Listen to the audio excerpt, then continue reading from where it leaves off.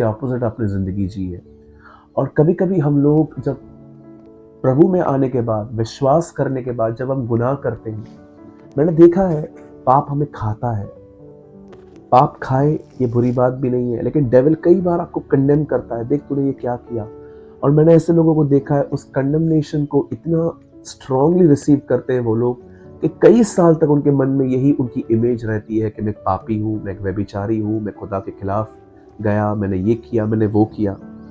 मैं आपसे एक बात कहना चाहता हूँ, आपके गुनाह करने से भी ज्यादा परमेश्वर को इस चीज से बड़ी दिक्कत है कि आप गुनाह करने के बाद अपनी एक इमेज अपने अंदर क्रिएट कर लेते हैं। आप परमेश्वर पे भरोसा नहीं करते कि वो आपको निकाल सकता है।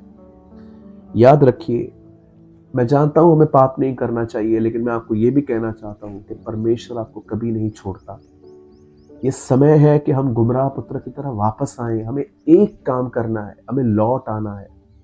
कुछ लोग लौटते नहीं है, वो लोग वहीं पर बैठे रहते हैं, सोचते रहते हैं और वो अपने आप को कोसते रहते हैं।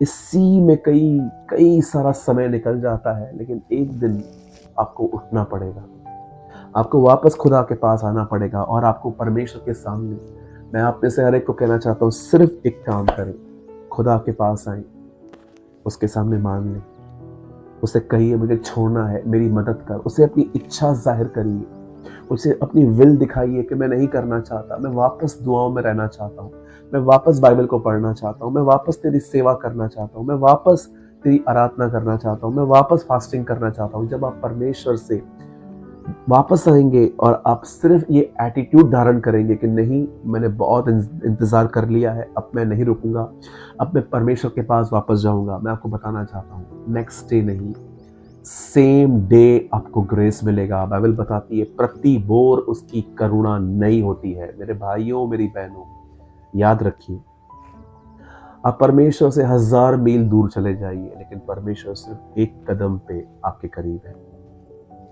वो एक अच्छा बाप है, वो एक अनुग्रहकारी पिता है, वो एक दयालु परमेश्वर है। उसने आपको पाने के लिए अपना बेटा दे दिया है। वो आपसे बहुत प्यार करता है। अगर आपको शैतान ने ऐसे ख्याल दिए हैं कि तू प्रभु के द्वारा अप्रिय नहीं है, परमेश्वर तुझसे हैरान है, परमेश्वर तुझसे तंग है, परमेश्वर तेरे बारे में ऐसा ओपिनियन रखता है कि तू बैकस्लाइड है और तू ऐसा है, तू वैसा है, मैं आप में से हर एक को कहना चाहता हूँ, मेरे भाइयों, मेरी बहनों, लौट आइए, परमेश्वर से माफ़ी मांगिए। उन्हें कहिए मुझे क्षमा कर, मैं बॉलीवुड की मूवीज़ देख रहा था, मुझे क्षमा कर, मैं बहुत फ़ोन यूज़ करता हूँ, मुझे क्षमा कर, मुझसे व्यभिचार हो गया, मुझे क्षमा कर, मैं गलत रिश्ते में आ गया, मुझे क्षमा कर प्रभु। और मैं आपको कहना चाहता हूँ, जस्ट आप उसकी तरफ आइए, वो आपकी तरफ दौड़ेगा।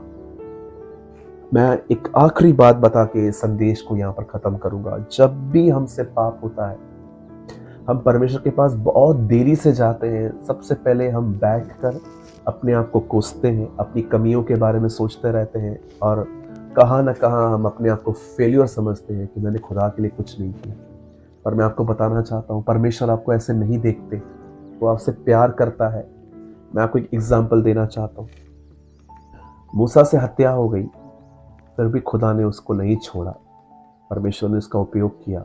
दाऊद से व्यभिचार हो गया, तो भी खुदा ने उसे नहीं छोड़ा, उसे संभाला। बाइबल बताती है पतरस ने 3 बार इनकार किया, तो भी यीशु मुर्दों में से जिंदा होने के बाद उसे मिलता है। क्या आप देख रहे हो, इतना पीछे हो जाने के बाद भी ये लोग परमेश्वर के पास जब आए तो परमेश्वर ने उनको एक्सेप्ट किया, रिसीव किया।